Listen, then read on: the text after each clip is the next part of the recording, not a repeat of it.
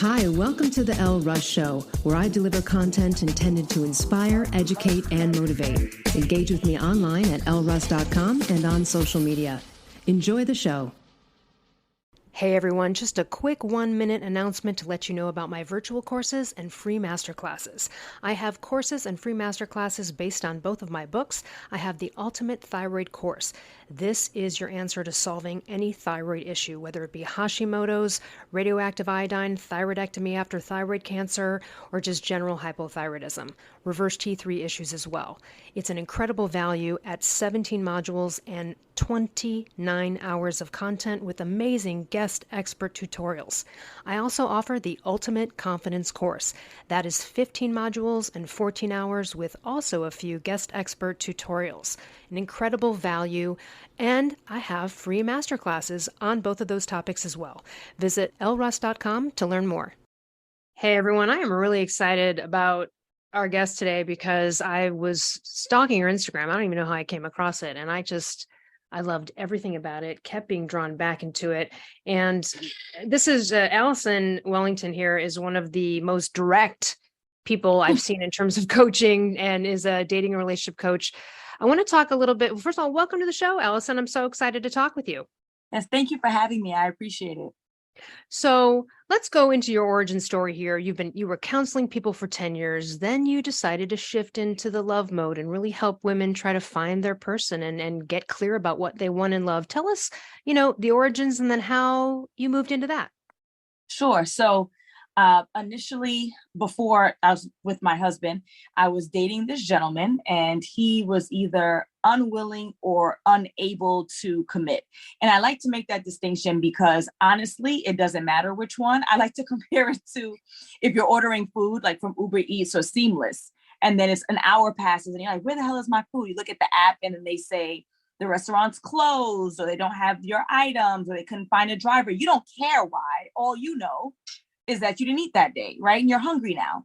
So I don't know why he wasn't willing to commit. I don't know if he was unable to. I don't know if he had his own personal struggles, his doubts, his fears. I don't know. And I don't care. All I know is that he couldn't deliver for me. And that was after 4 years of dating. And so I decided it was best that I move on. And luckily for me, I was already in the counseling space. So I was kind of able to create like my own process and steps on how to move on from this relationship that didn't serve me. I was able to get back into the dating scene relatively quickly and then started dating my now husband.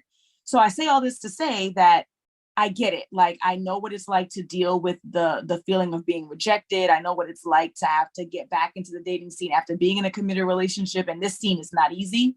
And as a result, I said, you know what, I'm sure that I can apply the process that I created for myself with others. And so that's why I started to change my direction and started working with women.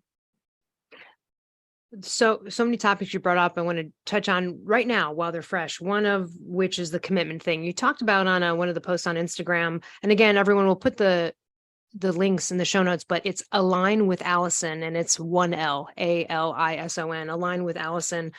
Check out her Instagram. There was a whole post, you've done many, on commitment and, talking about, hey, like if you've been dating consistently for like 3-4 months, then there should be an expectation maybe of some commitment or exclusivity or something. And then you also mentioned like, hey, if it's like 4 years of dating and you're in your 30s, 40s, it's a different story. But talk to us a little bit about those things when it comes to commitment. And again, we're talking about straight male, female relationships, people looking for that. Right. So there's a lot of conversation around timelines and deadlines. And I understand that it's not sexy and it's not romantic. However, it's realistic and practical. And I think that for whatever reason, maybe it's Disney, maybe it's the rom-coms of the 80s and 90s, but many of us under this impression that romance, like romantic relationships are only romantic. No, and there's some reality, there's some practicality to it. And so deadlines matter and timelines matter. And as we get older, those things matter more and more.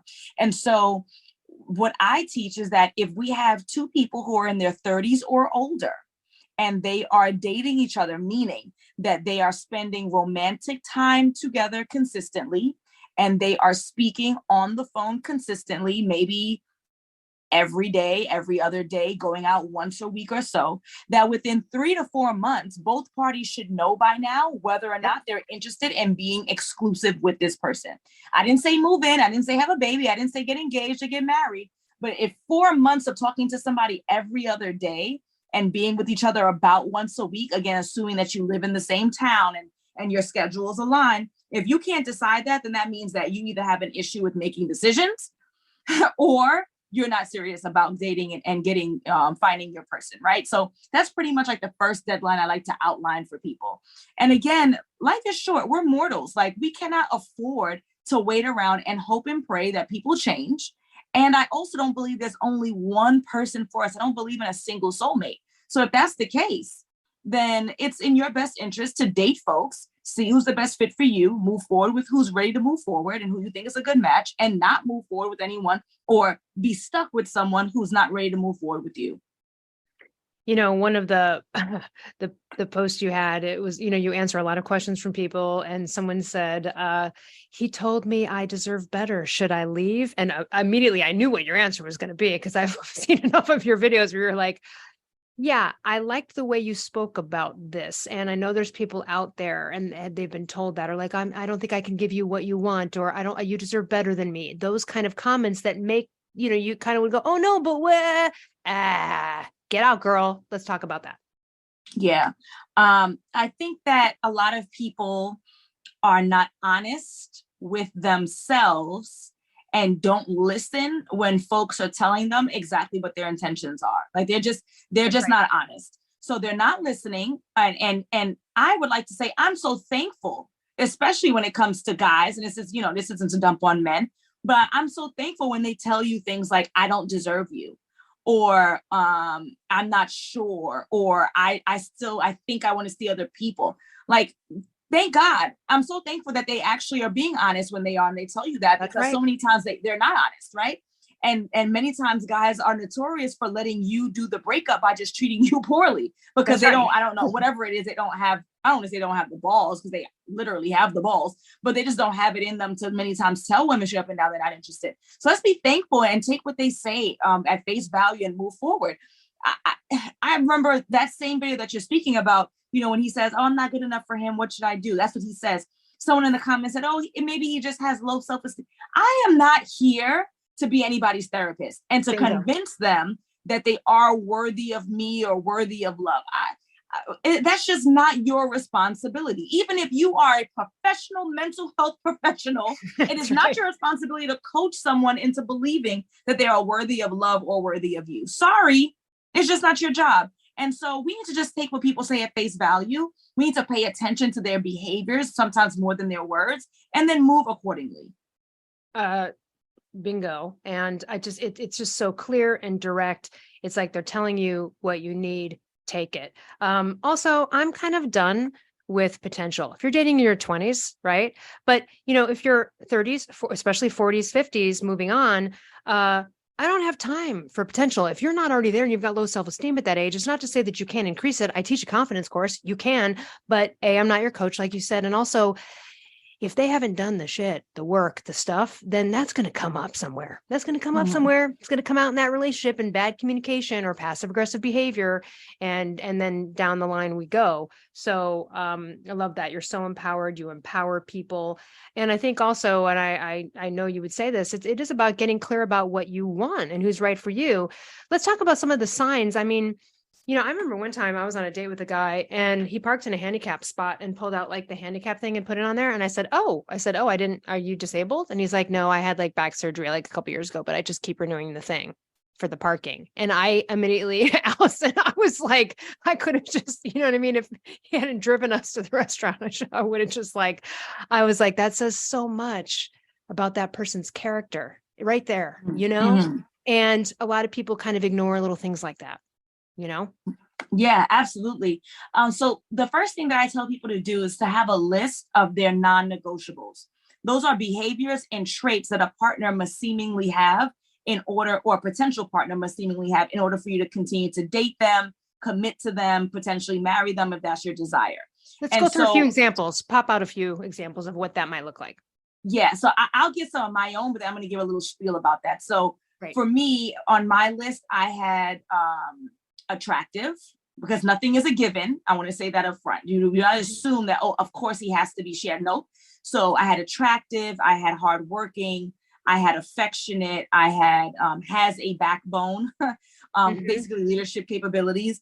And those are just some of mine. But let me tell you, I always stress to people, don't listen to anyone else's non-negotiables. You have to generate your own list based on your morals and your values. So, so, you know, for one, you, that really bothered you that he would be dishonest and he would have that past knowing that he's potentially taking parking from someone who's in need. For somebody else, they would think that he was, savvy. You know, savvy, right? Like, that's like well said, you know?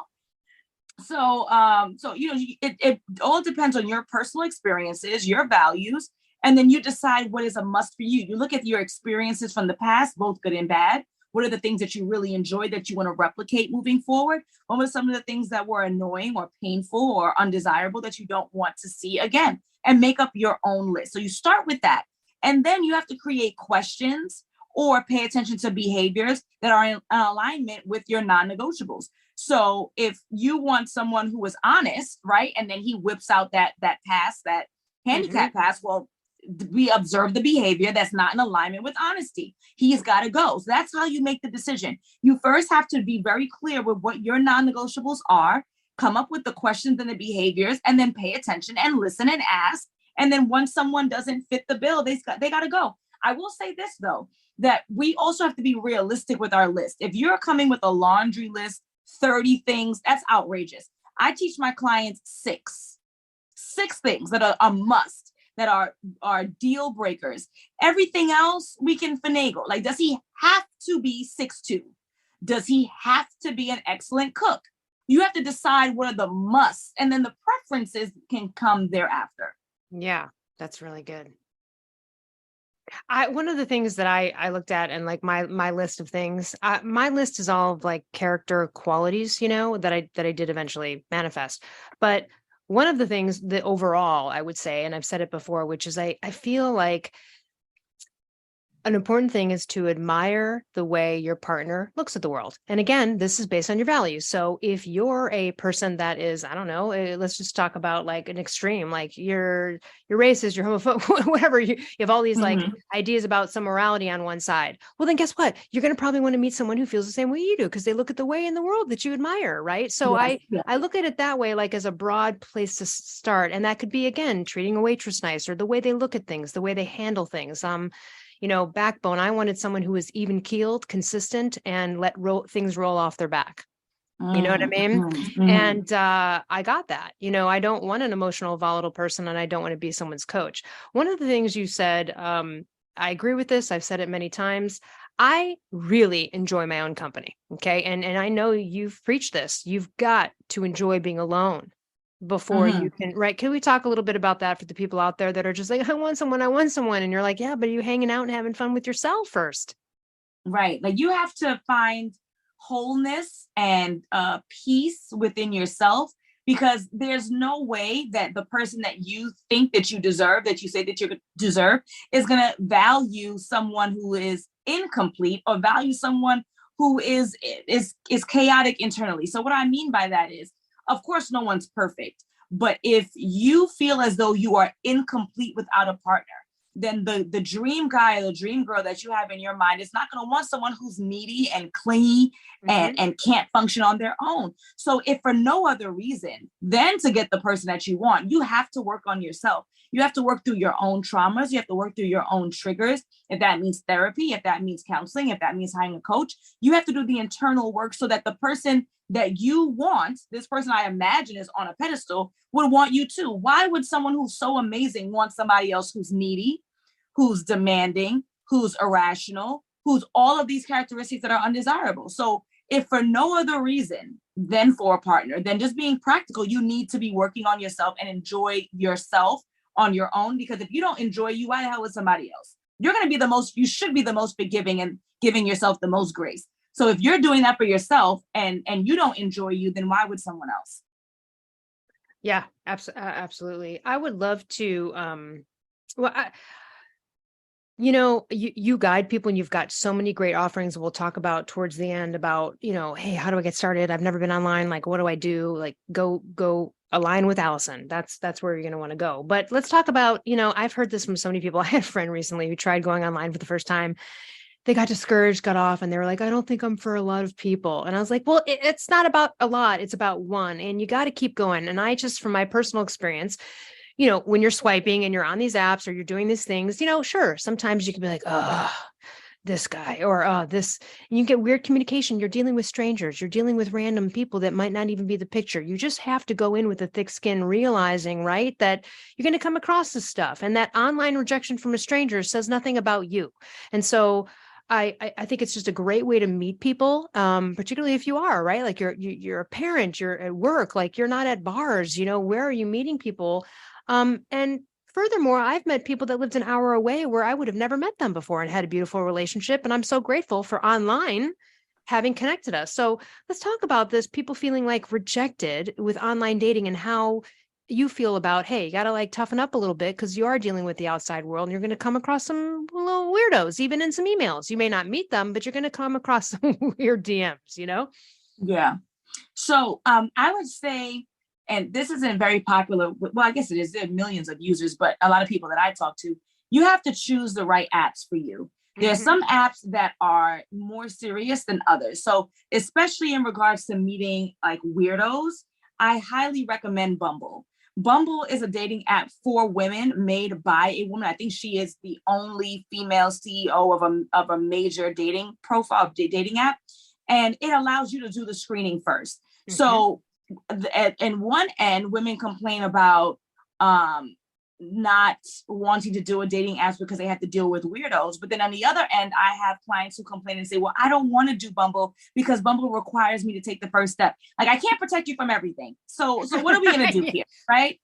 Like, you don't want to be the one to take the first step. So you want the guys to, but then that means all guys, right? Even the ones who are not your type, even the ones who are undesirable, even the ones that are weirdos. You're going to have to suck it up somehow, some way. Also, doing the research to figure out which dating apps are a good fit for you in your region, because some apps are more popular than others. And then the demographic, look at the age. You can literally Google this up. It's on their website. Look at the average age of the participants that have profiles. Look at the race. Look at the gender. Look at the religious identity. And if any of those things matter to you or are non-negotiable for you, then just decide to use that app or not use that app. So doing your due diligence, not jumping on an app because your friend said so. I think that that's really key. Yeah. And I think Bumble is a great app for people that are a little bit hesitant. And for those that are listening that don't know about it, what Alison is talking about is that, you're swiping. And if you like someone's photo in their profile, you can swipe that you like them. But if they like you, you're a match. And then you get to decide to reach out to the guy first, meaning no guy can just see your photo and like email you like, hey, sexy kind of thing. So right. I know a lot of women who feel so much better about that, even though it is a little bit against our traditional, the guy asks the girl, but it is sort of a safety feeling that a lot of women love. Absolutely. And a lot of women push back against. So you just can't have it all your ways, man. You got to choose one. Yeah, if you're going to win, you got to try something. I would love to hear some of your favorite positive dating stories or situations from clients that you've heard, things where maybe someone was like, it can't happen for me. I've tried everything, or just just something that really comes to mind, some of your favorites that pop up. Yeah. So I had one client. Now I have to tell you, I'm super surprised that she found success. She was extremely difficult. She pushed back on everything. No, she's unwilling to go on dating apps because, she's in Miami and all the guys of color in Miami don't like her type. And they want the Hispanic girls. They want the light skinned girls. They want the curvy girls that had surgery, and she just doesn't fit that. Right. And so I just was thinking as we went through the group, like, I don't really know how much success I'm going to be able to get with this woman, within 7 months, she was walking down the aisle with her guy, because she had to change. And hopefully I would like to think I was a part of that process, changing this victim, system of thinking in her mind that it's never going to happen to her because it's never going to happen because I'm 40. It's never going to happen because I'm dark skinned. It's never going to happen because I don't have the desired physique. Like, as long as you believe it's never going to happen for you, you're absolutely right. It won't happen because you're not going to do the work that's necessary for you to get there. I just had a baby 4 months ago. If I believe I can't lose the baby weight, I'm absolutely right. I'm not going to diet. I'm not going to exercise. I'm not going to increase my fruits and vegetables and water. And I'm going to just eat a whole bunch of crap because I don't believe it can ever happen for me. But if you do believe that it can happen for you, you're going to do the necessary work in order to get there. I'm going to go to the gym. I'm going to drink my water. I'm going to diet. I'm going to do what it takes. So I was just really happy to see that shift for her, because at least in the moment, I didn't think it would happen. But I also think that sometimes folks just need to find their own time and find their own groove. Like, you might be in the moment right now, you may feel defeated, but it doesn't mean that that can't shift and change. So again, within 7 months of finishing, 8 months finishing our program, she was walking down the aisle. So I'm really happy about that. That's awesome. That's a great one. What is one where, what's the most messed up, jacked up situation you've heard of in dating, or whether it's a question someone posed to you or a scenario that kind of blew your mind? I'm sure you've heard everything, but we'd love to hear some random.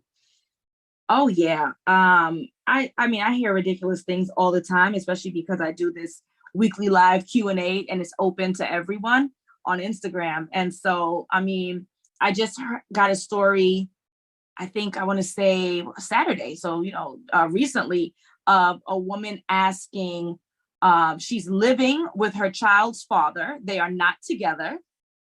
He is in a committed relationship with another woman who cannot conceive. They are willing to pay her to be a surrogate, and if she should do it. So many red flags here. First of all, right? First of all, if you're not in a committed relationship with this man, I need you to move out. I don't know how many jobs you got to take. I don't know how many, deliveries you got to make through Uber Eats or whatever it is. But I need you to find a way to get out of this house, because how are you both going to be able to appropriately move on? Clearly he has. How can you both be able to appropriately move on if you're still living in the same space? Problem number one. Problem number two, why the hell does he have a new girlfriend? How is his new girlfriend accepting of the fact that he is still living with his old girlfriend? Right. She needs your help too. Right. They're all in trouble. And then lastly, what kind of boundaries, none clearly exist, where this girlfriend and the ex-boyfriend think it's a good idea for her to be a surrogate for them? And I'll be honest with you, I highly doubt they're going to any kind of clinic for any kind of insemination. So Right. They're probably going to do the deed like they've been doing, at least, since the child was born. So nonetheless, just hot mess express. I get hot mess express stories all the time, just like that. But that was the most egregious in the last couple of days. Yeah, that one. There are some great ones on your profile too that you address. And I mean, some of the comments are really interesting as well. I just learn a lot by going there. You mentioned your relationship prior to, that you 4 years, nothing happened, couldn't commit for whatever reason. What are some things, for maybe some of the younger people, or maybe just late bloomers, what is some maybe immature BS that you used to pull when you were dating in your youth and, like 20s and stuff like that, when you matured, you were like, oh yeah, okay, this is the kind of stuff I used to do. And now I realize, anything that comes up there? Yeah. I mean, I was a pretty good girlfriend to most of my boyfriends. But there was a guy that I was dating who was a really great guy. He was a bit older than me. I want to say maybe 5 or 6 years older than me. And I would say that's problematic right there. I know that they say that women tend to mature faster than men, but we do just have to be mindful that whoever you're dating, you're on the same page. So he was like 30, maybe I was 24, and he was ready for commitment. He was ready for engagement and marriage and babies. And I was 24. I was in my master's program, like absolutely not, right? So as a result, I just didn't treat him with the respect that he deserved. And I allowed that relationship to last longer than it should have. I knew exactly what he wanted. And I knew that I wasn't prepared to deliver it. So I guess that's karma, right? Because I came right back around to me in my late 20s. But nonetheless, I think that that's probably the thing that sticks out, is just being mindful of not dating people who don't want the same things as you. Like, the people you date should be in alignment with your goals. It might not be with you. That's time will tell. Dating will tell. But if this person is like, nah, I don't want to get married anytime soon, or I don't even believe in marriage, or you want children that they don't want children, like, you're not going to change their mind. Only time will potentially change their mind. It still may not. But that's, I think, is the takeaway, is just making sure that you're dating folks who are on the same page as you right now and not hoping and praying that they change their mind thereafter. I'm really glad that was your example because I recognize a time 20 something years ago where I dated someone, I kind of hung in there too long. It was comfortable. I knew they were in love with me. I could tell. I knew, and I wasn't. I knew they were temporary, and I should have done them the favor sooner, just like you. And I will say to people out there, look, you have to take the high road, right? Because you're the one that's sort of in the power position because you know. And if you're feeling that from the other person, do them a favor. Don't string them along anymore for your own comfortability or biding time or whatever it is. And to recognize that I've been there too. And then it feels bad afterwards. And you're like, oh man, I knew and I didn't anyway. I'm not going to do that again. I learned my lesson on that one. Yeah. What there was another thing too I want to talk about, like not measuring love by butterflies qualifier, right? Someone had approached you recently about that. You know, they weren't nervous, must mean I'm not into them or love them, but they said they felt calm and confident around them, which is obviously a major positive, especially for someone like me and you, I'm sure. You can have those butterflies in the beginning, but you know, that's a clouders, right? That lust, that those butterflies. I think sometimes when you get those, you almost have to just sit back and go, hold on, this could be healthy. It could not be. It feels good, but let me take a minute because I might be barreled over here by the hormones. I mean, all the hormones that are going on. You know, I've been there too. I'm sure you have. You fall in love, fall in lust, and you're on like a drug addict. Do you know what I mean? Yeah. Yep. Absolutely. Yeah. So, you know, in general, what I tell people is that the butterflies are short-lived, and as long as you chase after butterflies, you're going to be chasing forever. You know, it's supposed to end. It is exciting in the beginning, and that's what helps to build the bond, but it's supposed to end and it's supposed to get more serious. It's a serious relationship, right? And so we're going to have the times where, you know, we have to talk about who's going to take care of the kids this weekend because we both have to work. And there's going to be a time where maybe someone is short on their portion of paying the mortgage or the roof's caving in. And what are you going to depend on? Butterflies? Like, absolutely not. That's unreasonable. And so if you're depending on butterflies to be the measure of love, then you are going to be in a constant cycle of heartbreak as well. It's in your best interest to find someone who maybe there is the excitement in the beginning, but then afterward you feel calm and you feel protected and you feel at peace. I think that's a better measure of love than some fleeting butterflies. They literally fleet, they literally die early. Butterflies, right? So it's not supposed to last.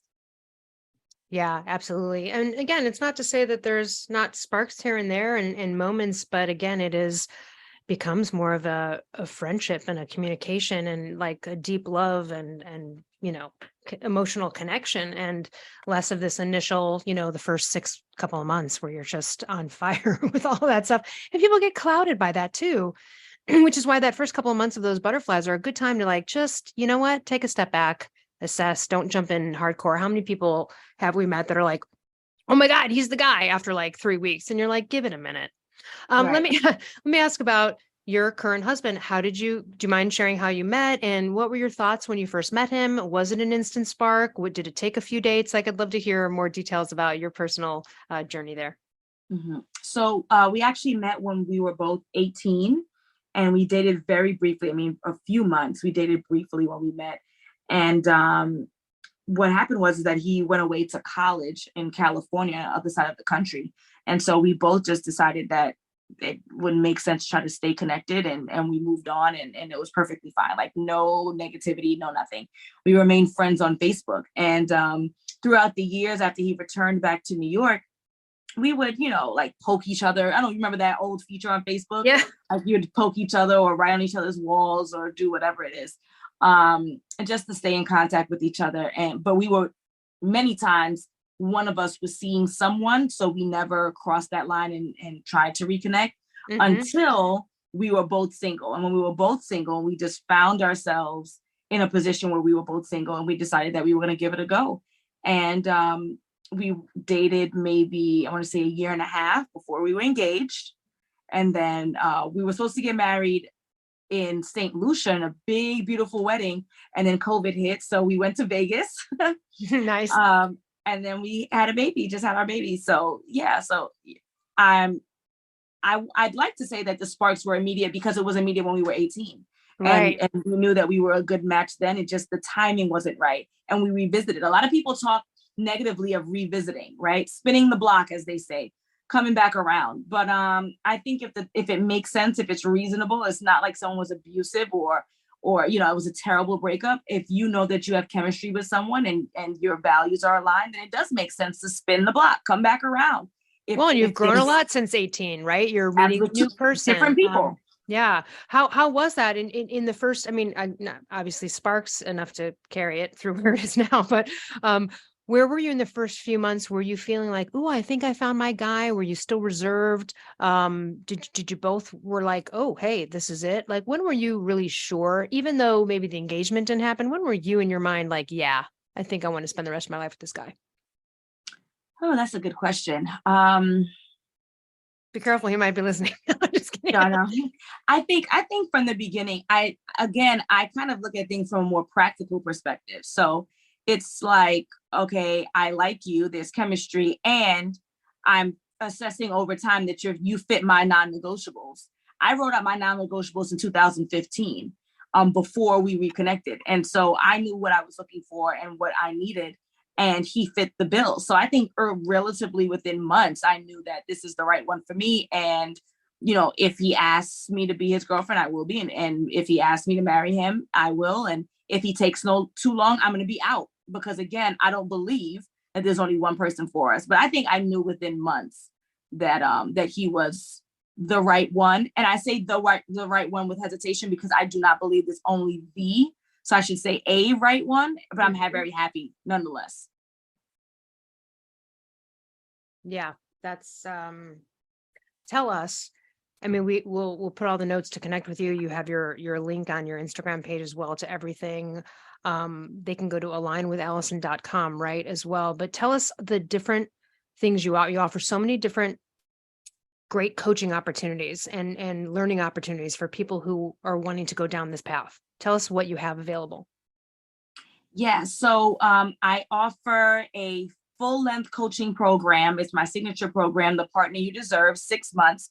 And that's the program that produces the weddings, the engagements, the committed relationships, 2 babies last year. And that's where I work with clients one-on-one, either one-on-one or a very small group live. It's not a course. I don't believe in courses when it comes to love, because so many people need a mind shift change. And that won't happen if you're not able to tell your story and why you are the way that you are. And then the coach is able to challenge it, right? Absolutely. So I offer this 6-month program live, where I help clients get clear on what they're looking for in a partner, in a partnership. I give them the questions and the behaviors that they should be asking and paying attention to, so that we can see if someone's in alignment with them. We learn how to build a winning dating profile, which dating apps are the right apps for them, and where to go in their city to meet people and how to engage in 2023. So that's my full-on program. And I also offer some masterclasses here and there for those who aren't ready to really invest in themselves with coaching. But honest to goodness, if you're not, again, working with someone live who can really dig into some of your limited beliefs and challenge and push back, then you can get all the YouTubes you want. Mm-hmm. You can write down all the affirmations that you want, but I really believe you need to work with a professional who's going to challenge you. So that's really my cornerstone, is The Partner You Deserve 6-month coaching program. Yeah. And then it is so personal. It's almost like, if you took a writing course online and you just took it like an automated one, it wouldn't do it, because you really need to talk to the person about their idea and like brainstorm it out with them and all of the things that you're doing. And yeah, you can read all the books you want, but if you haven't gotten where you want to be, please go check out Alison. And so direct us to, even though the links will be in the show notes, where's the first, what can we type in the web to get you? Yeah. So align with Alison, ALIGN, with Alison, ALISON, 1L.com. That's my website. But I'm really active on the socials. I'm on Instagram 24/7. You can check out my profile. You can even submit a question for my weekly Q&A. And you can also see some of the free resources that I have available. And if coaching is a good fit, then you can book a consultation call. Let's see how I can help you be found by the partner that you deserve. I love it. I love your confidence, your directness, your no BS, and it's so empowering. This is the whole point. We're empowering. I'm assuming you mostly work with women, yes? Yes, that's my primary group. I have a few male clients, but and not to sound sexist, but I just feel like the genders tend to listen to, those, the way that they identify the same with, a little bit closer, and they take it to heart more. So I mostly work with women. As we wrap it up here, what are your lasting thoughts or any kind of advice you'd like to leave us with and people out there who are looking for this that we haven't maybe talked about today? Yeah. I would say that you're not alone. There are plenty of people who are struggling with their romantic pursuits. However, if you have a desire to be partnered and you know that you're having a hard time with navigating the dating scene, do not be afraid to invest in yourself and get help. The YouTube can only go so long. The journaling can only go so long.